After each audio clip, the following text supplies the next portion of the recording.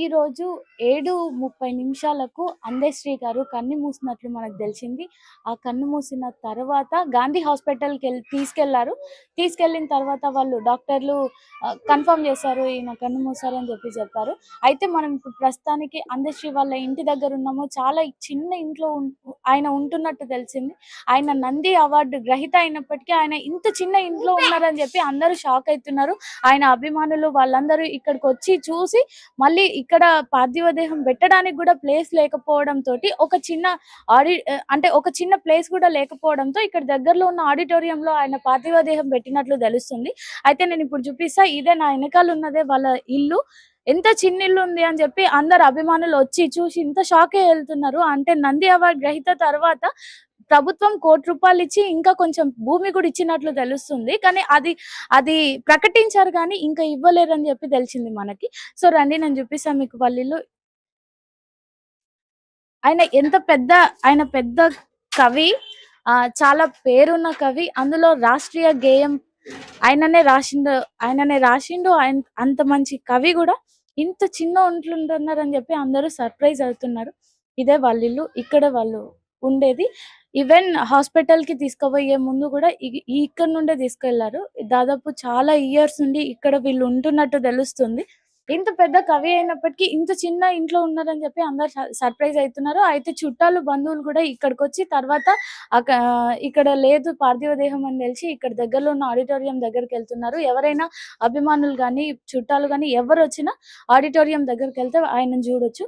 అందశ్రీ గారి ఇంటి పక్కనే ఉన్న వాళ్ళు ఆయన పడిపోయారు అని తెలియగానే వచ్చి చూసిన వాళ్ళు మనతో ఉన్నారు. పొద్దున ఎట్లుండే సిచ్యువేషన్ ఎట్లుండే? సిచ్యువేషన్ అంటే ఆల్మోస్ట్ చనిపోయాడు అంకుల్ ఇంట్లోనే.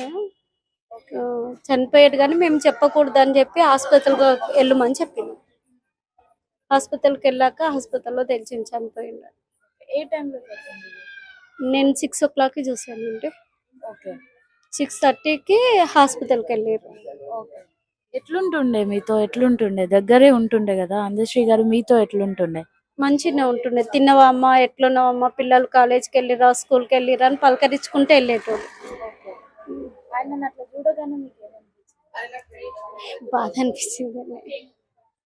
బాధ అనిపించింది. అంకుల్ చాలా మంచోడు కదా, ఎట్లా అయ్యింది అని. బీపీ షుగర్ ఇలాంటివి ఏం లేకుండా అంకుల్కి ఫస్ట్ టైం విన్నాను. ఇవాళ మార్నింగ్ బీపీ ఉండే అని మార్నింగ్ విన్నాను. అదేంటి అంటే నిన్న మొన్న ఫీవర్ ఉండే కదరా, హాస్పిటల్ తీసుకుపోతే హాస్పిటల్లో చెప్పిర్రు వాళ్ళు ఫీవర్ ఉంది.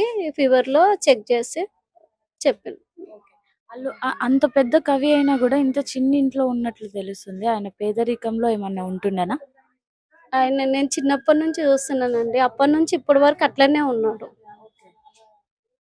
అంటే డబ్బులు అట్లా ఎట్లుంటుండే? అప్పుడు నేను చిన్న ఉన్నప్పుడు చూసినప్పుడు ఆయన రెంట్ లో ఉండే. తర్వాత 12 years బ్యాక్ ఇల్లు కొనుక్కొని ఇక్కడికి వచ్చారంట. ఇక్కడ ఉంటున్నారు. 12 సంవత్సరాలు 12 అంటే చిన్నప్పటి నుంచి ఉన్నారు. చిన్నప్పటి నుంచి నేను 40 years నుంచి చూస్తున్నా. అప్పటి నుంచి ఉన్నాడు కానీ ఇక్కడ ఇల్లు కొని 12 years అవుతుంది. అందశ్రీ గారికి ఎంతమంది పిల్లలు? 4, 3 అమ్మాయిలు, 1 అబ్బాయి. లేదు, ఒకటే పాపకు పెళ్ళయింది. పెద్ద పాపకు 2 పిల్లలు. ఆమెకు 2వ అమ్మాయి అవుట్ ఆఫ్ లో ఉంది. 3వ అమ్మాయి ఉంది. 4వ అబ్బాయి ఉంది. అంటే తెలంగాణ ప్రభుత్వం ₹1,00,00,000 ఇచ్చి ప్లేస్ ఇచ్చింది అని చెప్పిండ్రు కదా, ఆ విషయం మీకు ఏమన్నా తెలుసా? అన్నారు. నేను అప్పుడు నాకు బాగా లేకుండా అప్పుడు అన్నారు. అంటే దాని విషయంలో అంకుల్కే కాంగ్రెస్ కూడా చెప్పాను.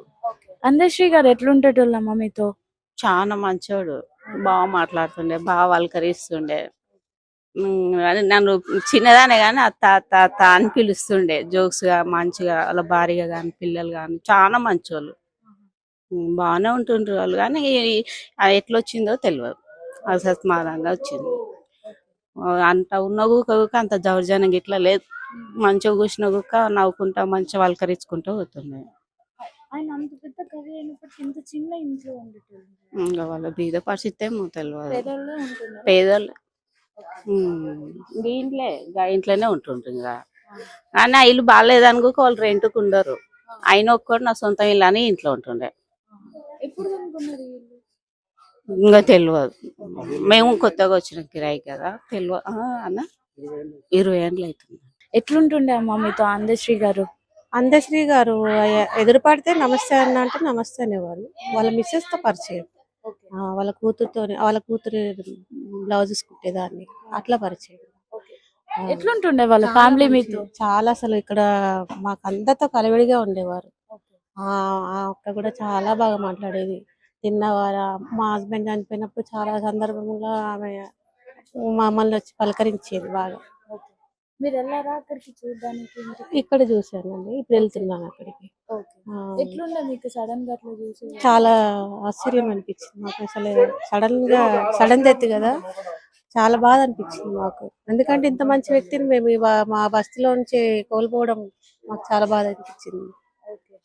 ఎట్లుంటుండే ఆయన ఆరోగ్యం రెగ్యులర్ గా చాలా స్టాండర్డ్ గా, చాలా అసలు యాక్టివ్ గా, ఎప్పుడు కన్నా సన్మానం చేసుకొని షాల్వ కప్పుకొని అట్లా బుక్స్ పట్టుకొని అట్లా వచ్చేవారు. అతను చూస్తేనే ఆజాని బాగా యాక్టివ్ గా ఉండేవారు.